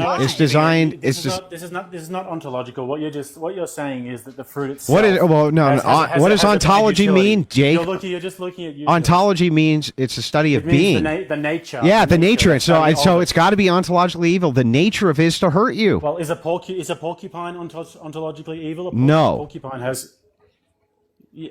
So exactly. But it's also spiky. Who eats porcupine? Nobody. That's who. Well, I'll tell you what you do, Andrew. You cut the skin off, you cut the spikes off, and then you eat it. Okay? There's goodness inside of everything, including pineapples. Yeah, but it's outweighed by the bad. If we eliminated, it's ontologically sweet and tasty. If we eliminate, you know what? I think I have some personal experience. I know anecdotes usually aren't the best thing to debate with, but I think I might agree with Andrew now, because if I can take the Destiny approach on this, I will say the only person that I know that likes pineapple on all pizza is my wife's lover. So he may have just changed my mind. Yes. You bring them coffee and pineapples on a Sunday morning. Yeah. Now what? Now what, Jake? Hey. I'll concede the second point. Let me ask you a question, by the way, Jake. Is the pineapple a native fruit to Australia? I don't think the pineapple is. I don't think it is either. Yeah. So the thing is that even the nations which grow this fruit, I would say, are corrupt and evil nations, which propagate a totalitarian regime based on pineapple profits, and then export this evil fruit, which is designed. It's spiked. It hurts people. It's painful for people.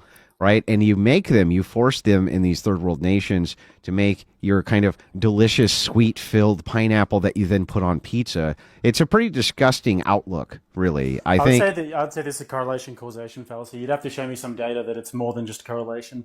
Correlation that the countries that are totalitarian tend to have more pineapple. May I lead you to the not just Googling to save my own ass here study, which, hang on a second, I have to pull this up. The pineapple economy. Here we go. So let's look at some nations here. I think that this will demonstrate my point pretty well. Costa Rica, right? Indonesia, the Philippines. Okay, those are the top three. Would you say that Indonesia and the Philippines are like big rights nations? Even though one of their major exports, which fuel their totalitarian regimes, are pineapples, Jake? I would say that they both have a very strict rule of law. There has been some totalitarianism in the past, but if you look at them from a holistic perspective over the course of hundreds, if not thousands of years, their cultures actually were quite peaceful. They were nomadic cultures all the way back when, and they were hunter-gatherer cultures. And to be honest, we know that hunter-gatherer cultures are more moral than our cultures. So you don't care that Indonesia is able to fund some of its travesties as military utilized against its own people via the pineapple economy. You don't care about this at all, and you would subjugate the poor people of Indonesia so that you have this like little treat on your pizza that is barbed and also is even going to harm the people who are cutting this fruit up. So I would say that would be a good argument if you could actually show me that the pineapple was the cause of the totalitarianism. Well, how do you fund it? Well, how do you fund it without your big primary fruit export exactly? I mean, so let's take a look. So hang on. The coffee is responsible for this. The Asia Pacific, bro. The Asia Pacific, the Asia Pacific region is the world's top producer of pineapples, 41% of global production in 2021, and China China is the major importer of pineapples. So this is like the evil express fruit is what's going on. Well, I appreciate that you're trying to sort of dodge the question, but you have to answer to this because by your own logic, then cotton and coffee is evil because that was responsible for the slave. That was what funded the slave trade. Well, you can't say that word on Hey, TikTok. Jake, you can say Slav, I'm pretty sure, but maybe not the one with the E on it. Yep. So maybe try and substitute it for that. But also, Jake, Rachel said to tap her in because she wants to give Andrew an L. All right. Cool. Before I honestly go to make room for her, could I give one criticism for the first point and then I'm going to drop because it's real quick. Yeah, but just I think the whatever podcast criticism that I have right now is that we have to sit here and look at Gorlock's ass for the next like 2 hours while until the ball drops. She's a beautiful that woman. would be my biggest criticism. Beautiful, strong, brave woman. Big, beautiful man. Big beautiful mama. All right, guys. Have a good one. Thanks for fucking around with me about pineapples or whatever. All right. Wait, don't you leave yet because I'm about to hand Andrew his first debate L in a long time. I'll stick around for it. Pineapple debate, okay? And I'm going to blow him out with 1 point. Andrew, pineapple is not ontologically evil because ontology, there is no evil ontology. Evil does not have ontology. It's just a privation of the good. Therefore, pineapple pizza is morally neutral. Boom! Roasted. Rachel, hold on. I don't know why I agree. Hang on. I agree that it's a privation of good, but therefore things which are demonically possessed would be things which would lead to the privation of good. I would make the claim that in Indonesia, hang on, my turn. I would make the claim that in Indonesia and Chinese imports, that these are heavily demonically infested countries which ride on these fruits. Therefore, they are ontologically evil. You are speed prattling to avoid the point because you know that you said pineapple was ontologically evil on pizza. Are you telling me that evil has ontology or no? Okay, well, I'm going to default to my ultimate argument, shut up, woman, and make me a sandwich. And from there, I would say that I win, W. Damn it. All right, I'll go back to cooking the dinner. You boys have fun. Oh my God, Andrew, you rate your wife as a 6? Oh my God. Yes, let me explain to you a very useful thought experiment. Here's how it works. You're trying to determine if somebody's delusional. How do you determine that? Well, you determine it by if the things that they believe don't correspond to reality. That's how you determine delusion. So a question is formulated for women. How do you rate yourself on a scale of 1 to 10, with 10 being the absolute highest, the top tier of the most gorgeous females who exist on planet Earth, to the absolute lowest, which is like the ugliest burned victims, skull showing, Hunchback of Notre Dame women.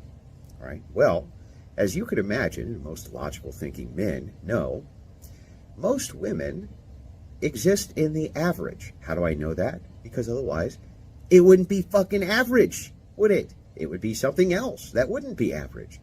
So that means that most women are going to exist between the 5 to 6, right? That's going to be average, slightly above average. Where does my wife fall? Well, she falls right in that average to slightly above average, and I fall into, on the man's side, that average to slightly below average. Why? Because that corresponds with reality, right? There's no delusion here. Now, what these women do is they say, I deserve for the man I'm with and my husband to always tell me I'm a 10 no matter what. Why? Well, because they want to exist in their delusion. And they want their husband to participate in their delusion with them. It's all 100% projection. What they're actually saying is, look, I'm really insecure, and I want you, dear husband, to do everything that you can in order to assuage my insecurity. Instead of him going, look, you're an average-looking woman. So what? The reason the average exists is because most of you are in it. We have Andrew Wilson himself on the line. Welcome to Pearl Daily, Andrew. Hey, what's up, Pearl? How you been? Good. How are you? I got some feedback coming in from you. What does that mean? It means that I can hear myself when you talk. Well, it's gone now. I don't know what was going on, but Oh, okay. It's better yeah, now. yeah, seems to be okay now. Yeah. So I wanted to get your thoughts on Nala. We had you on the show a couple of months ago, and you weren't sure if the conversion was real. You were giving her the benefit of the doubt, like the kind guy that you are. Which I got no credit for, right? Zero. They all assaulted me as though I was not the lone dissenter on your show saying, well, I think we had better take a minute and evaluate this based on how she behaves or doesn't behave rather than just instantly condemn her. I'd much rather see people go down this path than the alternative. And a bunch of people on the panel were like, "Oh, come on, you're being kind of ignorant about this, Andrew, this and that." But I was the lone dissenter who was actually willing to give the benefit of the doubt. And of course, in exchange for that, I essentially got shit on or lumped in with the people who would not. So, but my take on Nala is pretty simple. It's my same take on all of what I call the Sewing Circle Christians, which is the league of former prostitutes gone over to the Christian side with the real good, feel good, Jesus, very nice, hippie Jesus is my boyfriend doctrine. So essentially, it works like this. People, especially men around the nation, are really tired of chicks who literally stopped getting ganked last weekend, finger wagging in their face and telling them how Christian doctrine is supposed to be and what Christianity is all about. They don't know shit about anything. Notice that nobody who's not a sex worker gets no extra credit for never having been a sex worker. Only the most broken, unhinged lunatics, for some reason, are going to take up all of the energy of the parish with their finger wagging and nonsense, right? And it's like, okay, but we're also here to serve families and we're here to serve the flock as well. So the fact of the matter is that many of those people actually are getting punished. People who are regular Christians and attend service all the time, support the church with their hard-earned money, have done everything correctly. Actually, they get punished because all of the attention goes to these broken down, pseudo-intellectual, moronic. They basically take it's like an antique roadshow, but for Christian merchandise, and they take it on the road to sell their T-shirts and their jeans and this and that. And all the attention is moved over into fighting about whether or not one of these has actually converted or not. Has nothing to do with the pathway of Christianity at all. And none of them know anything. They don't know anything about their own faith. Nothing. And it's interesting because I was watching the clip and she starts to tell you that you're not a real, like, you're not, or I think you're Orthodox. So I don't know if do you guys call yourself Christian or do you just say Orthodox? Oh, yeah. You'd We're the say original Christians. Okay. Yeah. The original. It's the original church, the original Church of Christ. Okay. So, but she was saying that you weren't a real Christian because you said that she didn't. Yeah. But she has her getting ganged on the internet.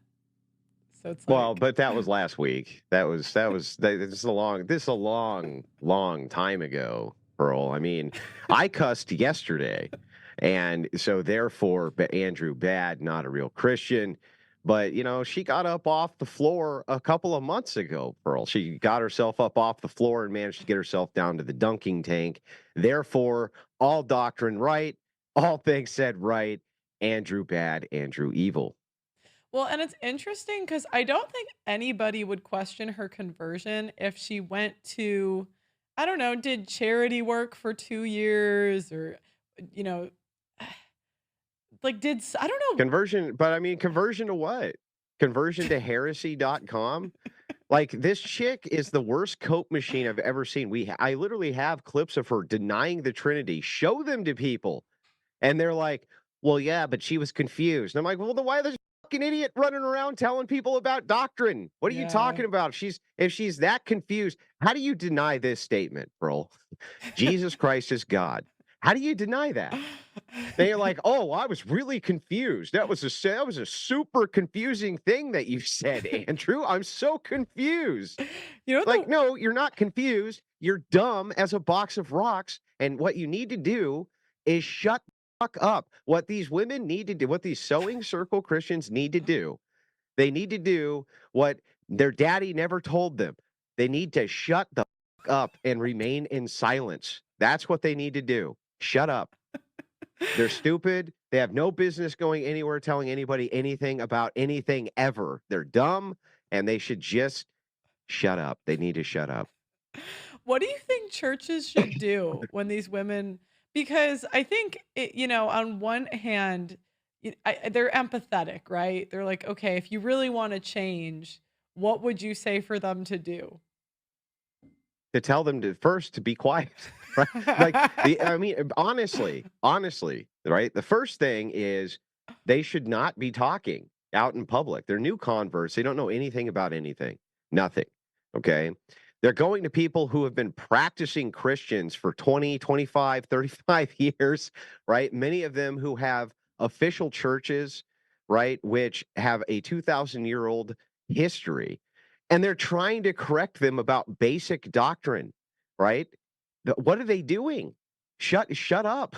Stop talking, right? Stop talking. Not only that, but men inside of churches should not be having to fight for authority of their own churches from stupid-ass e-girls who converted last week.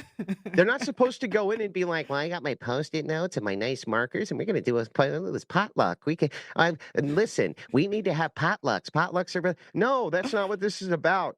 I'm sorry, that's not what this is about. It's not about a fucking potluck and selling your Jesus shirt. That's not what this is about. What they need to do, first order of business, they need to shut their mouth. That's the first order of business. Shut up.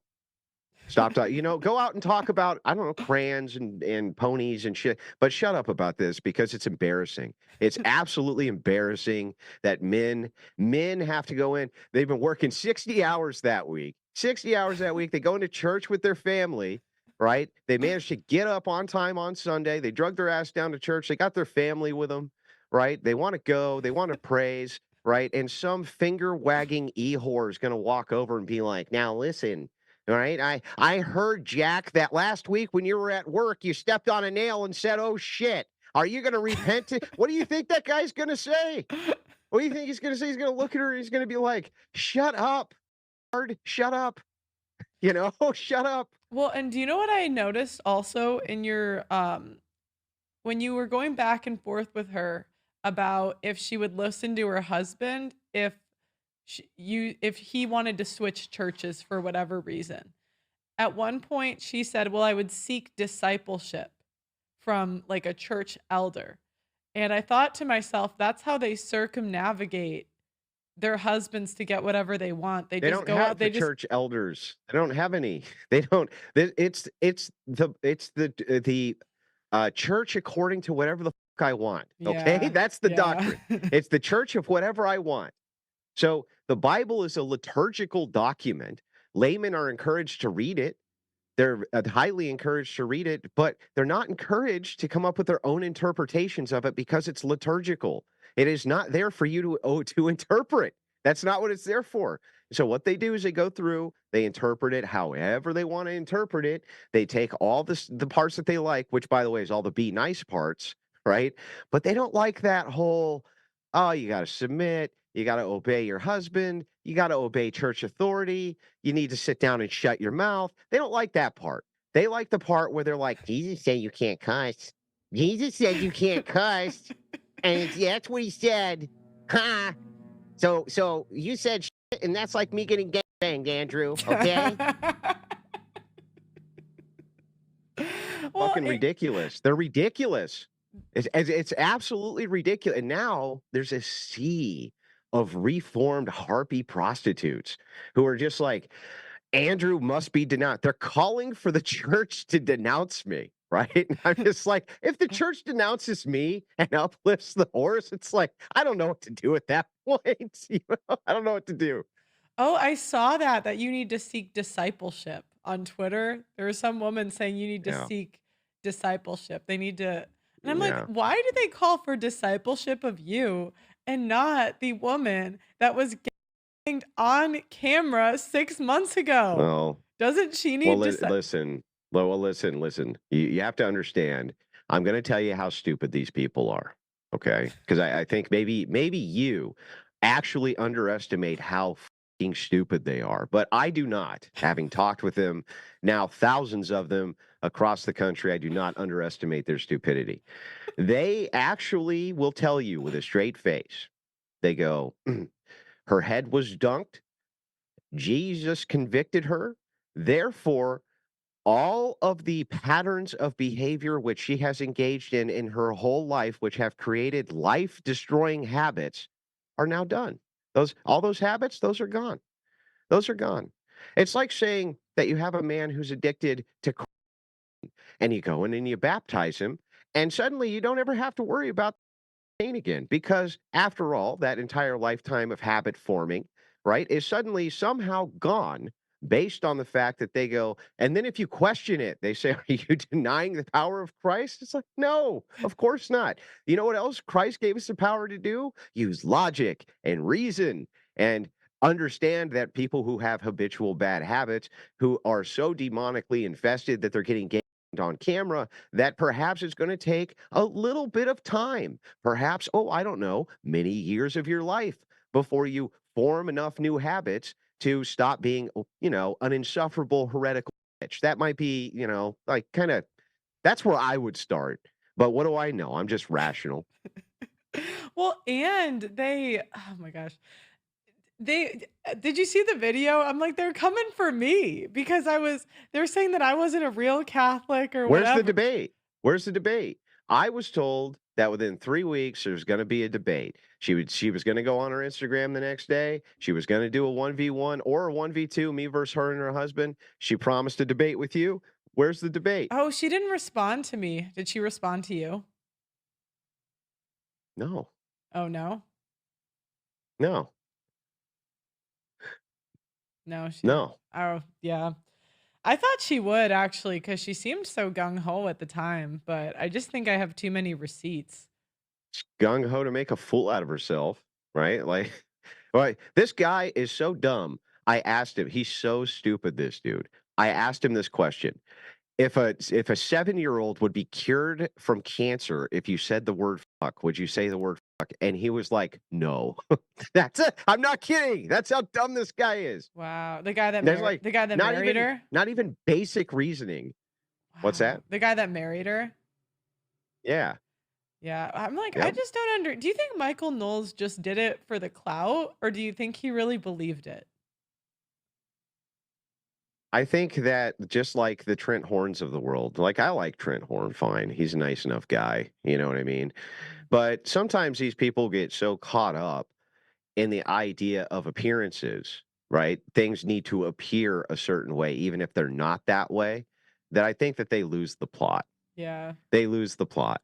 So this world is, especially this one that you and I engage in inside of the manosphere, the the OF chicks and this is such a dirty sleazeball filled horrible little side corner of an industry filled with the most horrible, horrific people on planet Earth, and they have no way to gauge any of that, right? They've never dealt with any of that, so they have no idea what the hell we're even talking about. They just don't know. So it comes from a place of ignorance, and it's like, Yeah. I'd like to see these people tangle with them. So like I tell them all the time, like, do a better job. Do a better job. I destroyed all their worldviews. You do a better job. You're going to pick them up off the ground. No, what they're going to do is they stay in their echo chambers, right? And they go, well, it's nice over here, right? We're all nice over here, and we don't cuss, and we sing kumbaya, and we drink strawberry daiquiris, and my wife goes to Starbucks every morning, and it's like, you want to come get in the fight real quick? You want to come over here and get in the fight? That would be great. How about that? Let's do some of that. Yeah. Well, you did great in the debate. I very much enjoyed it. I watched the whole thing twice because it was so funny. And the best part was when Rachel came on and she just destroyed her again. They were like, what kind of woman would he be married to? And then she comes on and just destroys the whole panel. Well, it's ridiculous. I mean, Rachel is highly educated, especially on church history and church issues, highly educated on them. And she literally tells them, she's like, listen, you're not supposed to do this, stupid. This isn't how it works. And they're like, no, Rachel, listen. The problem is that your husband just beats you up all day. And that's why, since you're chained to the stove with two black eyes, right? And he's waiting till the next time you're pregnant and running through the house, right? Yeah. That's why you're just a mouthpiece for this Andrew guy and have no brain of your own, have no way to, in any way, shape, or form, have your own ideas about things, right? Which actually is them telling on themselves, right? That's how they tell on themselves because that is true for them. They don't have any ideas about anything. They're just dumb mouthpieces. You know what I mean? They're just telling on themselves. Yeah, how do you survive these panels? You do them like I would do 3 to 4 hour ones, and those were you do like 8 hours at times?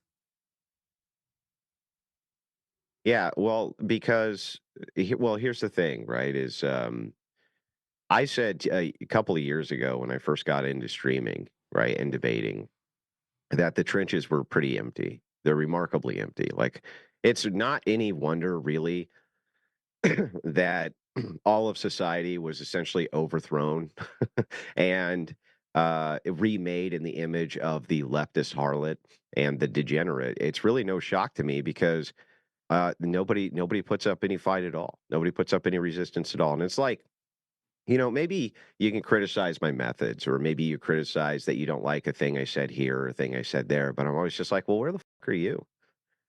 Like, where are you? I don't see you anywhere, right? I'm taking these people on everywhere that they are. I do it in person. I do it via video, right? I'll debate with any of these degenerates at the drop of a hat, and the best of the best. It doesn't matter if it's Destiny or Matt Dillahunty or Sam Harris, or doesn't matter who it is. Drop of a hat, I'm going to be there to wreck these people. And I look over and I'm like, well, where the fuck are you? You're nowhere. So it's really easy to criticize from the outside, right? But it's like, you're more than welcome to join. You're more than welcome to join in and show me how it's done. I'm waiting. Well, even there, they said I wasn't a real, I don't believe in church doctrine because I believe in divorce when a man's a victim of paternity fraud. Like, what? You just want him to lay there and take it? You know what paternity fraud is, right? Yeah, of course. Yeah. So I'm like, isn't that, I mean, I don't know. I'm like, isn't that kind of insane? They want them to just stay with women that lie to them about the paternity of their kids. Yeah, but don't you understand that? Well, or I think you do, actually. Maybe you're one of the few ones who does. But this whole worldview really just reduces to what is or isn't nice. So they take all of the ethics, all of the virtues of that which is feminine, and these are like much needed virtues in society. Here's a great one for you: chastity, right?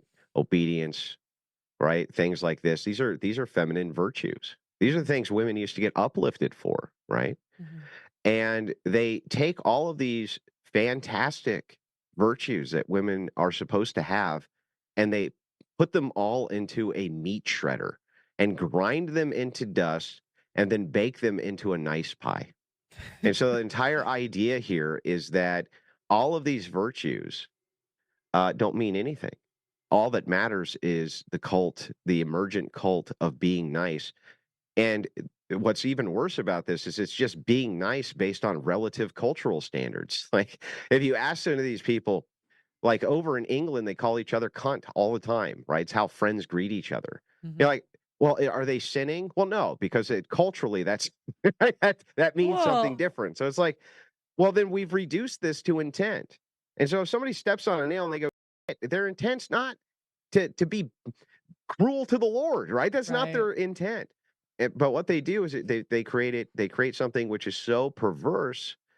And the reason that they create something which is this perverse is so that they can hide within the perverse nature of it. So they say, nobody can ever say a word about me, about any behavior or anything I say ever again, because if they've ever smoked, they've ever said a swear word, they've ever drank a Coors Light, they've ever had a banquet beer at a banquet, right? Then how dare they And that's the whole game. And It's designed to be a shield from criticism, not designed to be a part of a salvific path that you're supposed to go down. That's not what they do with it. And if you say anything they don't like, they will always pray for you and tell you you're not a real Christian. They don't pray for you. They're waiting for revenge. They literally are in groups. They will actually. So here's what a lot of these women will do. It's comical, right? While they publicly will be like, "Well, I'm praying for you, and I really hope one day you won't judge the so harshly, Andrew. You're such a mean jerk." What they'll do is they'll wait until another woman engages with you, and then when they do, they'll start DMing her, right? And then they kind of add to their little coalition. And then if they see another engagement, they'll DM her to add to their coalition, and they can plot, right? So they're in these little groups, and they plot. They plot for your demise. Like if you go and you watch that Nala clip, right? The Sewing Circle Christians it's all the same cast of characters that I've just humiliated time after time again, right? All leading the comments, you know what I mean? Look at this scripture. Look at this. They're always waiting for their chance to pounce. It's a massive game of revenge. You humiliated them. You made them stupid. They'll spend the rest of their life, the rest of their existence, not paying attention to their husband and families and walking their path. They'll spend the rest of their existence instead DMing total strangers so that they can stop you because the Holy Spirit told them to. Oh my gosh, and they do that. And it's so funny because when they spurg out at me, because I don't know, I think I'm pretty nice, but I guess a lot of women don't think so. So when they spurg out, I'm like, don't you have kids to watch? Like some of these women will tweet like that Bernadine chick. She tweets like 1 million times a day and she's got 7 kids. I'm like, who is watching these children? I'm like, Well, I don't know on like this particular woman's specific example, right? I know you have bad blood with her or whatever. I've tangled with her a couple of times before, but essentially the reason that I kind of give up on tangling with these women is because they don't debate. Like they refuse to actually. So they'll accuse you of everything under the sun, and you go, okay, well, why don't you give me an opportunity to face my accuser? You can give an accounting for yourself. I can give an accounting for mine. Nope. nothing. Nope. And so it's like, you pathetic, you worthless, pathetic wench. You're going to say all this, talk all this, and then when you have the opportunity to come on a platform where you're going to have thousands of live viewers watching this and hundreds of thousands who watch it later, they choke. Now imagine they say, you're so demonic and I'm so demonic.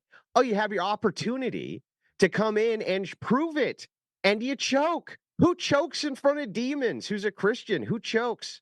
Who's like, I can't. Oh, no, I can't. I can't do it. Oh, no.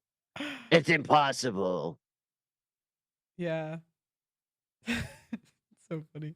Okay, well, thank you very much. Ridiculous. Thank you for calling in, Andrew. I appreciate the insight.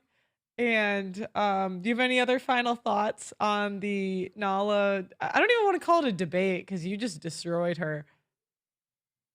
Yeah, well, so here's the thing. What you're going to find is you're going to find a whole lot of passive aggressive sissies and anons who will say they'll try to come in and police your language and this and that for denouncing a woman spreading heresy. And that should tell you all that you need to know. And they insist that I back away from confronting the worst people in society. They insist that I do so. And it's like, so you can play your cards how you want to play your cards. I'm not going to back down an inch, and I'll be right back destroying these same people tomorrow morning after I have my cup of coffee. And here's the thing. I'm totally open to any of these idiots coming and doing a debate with me so that I can wreck them in front of everybody. You don't even need to hide on Twitter. Come.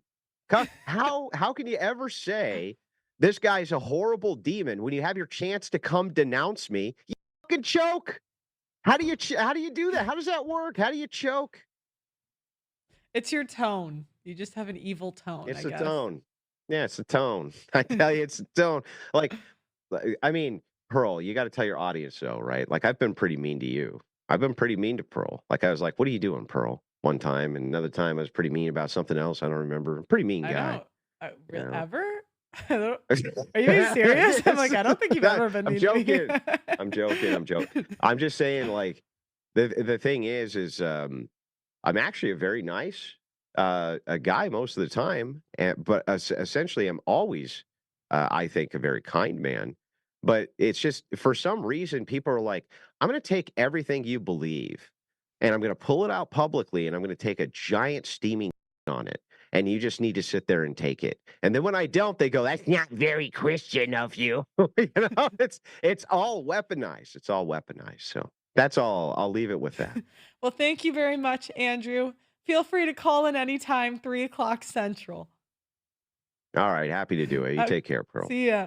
Oh, you know, just because they say something about, just because they say something about abandonment. If you're claiming I'm lying, that's fine.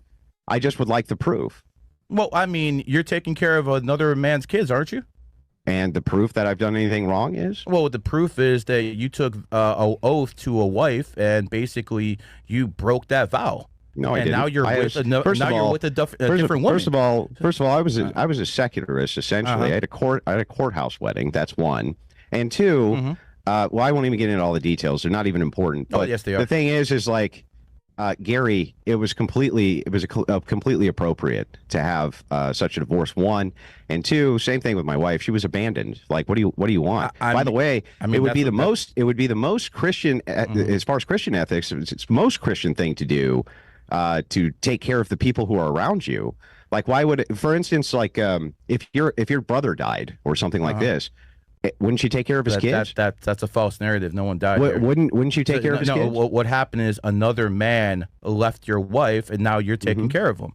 So is that what you're telling us? What's immoral about that, Gary? Is that what a good Christian is? What's immoral about that? Hold on. I'm asking if that's good Christian values. Yeah, there's nothing wrong with it. Absolutely is Christian values. Like, what's wrong with that? Another man's kid, simping is Christian values in your book. Guys, we've deviated taking care of people's kids, especially if they don't have a father, is a Christian virtue. Guys, we've deviated from the Jesus Christ discussion with the Virgin Mary. Do you guys want to move on to ethics now?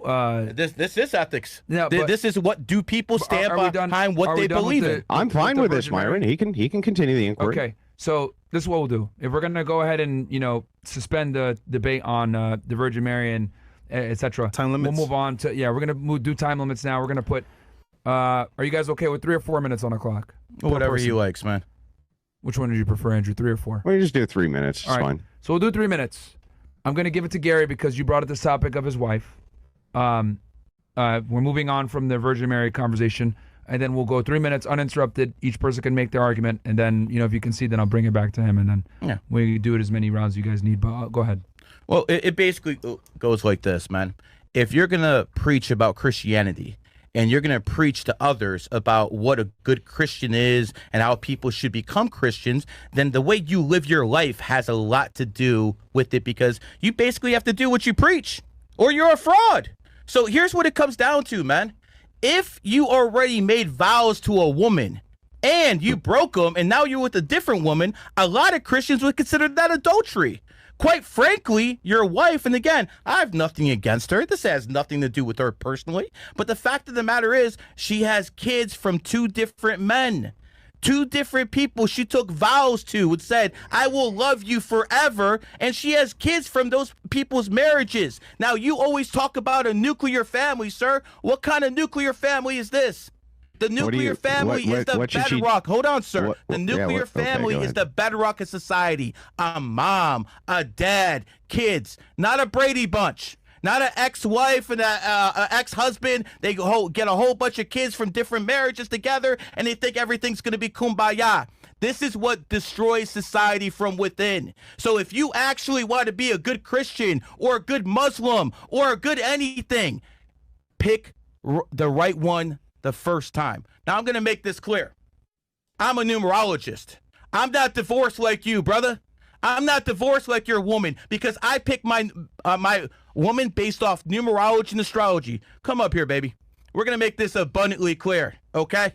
When it comes down to it, you have to understand that numerology and astrology is supreme. Numerology and astrology will tell you if you're picking the right woman or the right man if you're a woman. Not this Christian nonsense. You've already failed, sir.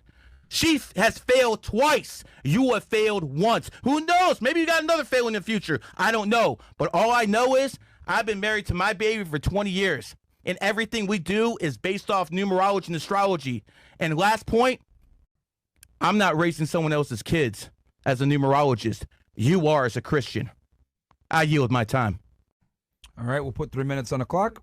It seems like this debate is more on ethics and personal ethics. Yeah, I guess at this point, yeah. Andrew, we got 3 minutes on the clock for you, so you can go ahead, rebut Andrew. that. Go ahead, Andrew. Yeah. Yeah. So anyway, Jesus Christ himself had a stepfather. I don't know why you think this is a dunk. Yes, of course. The ethical thing and the ethical purview to do is to try to take care and assist people can assist themselves.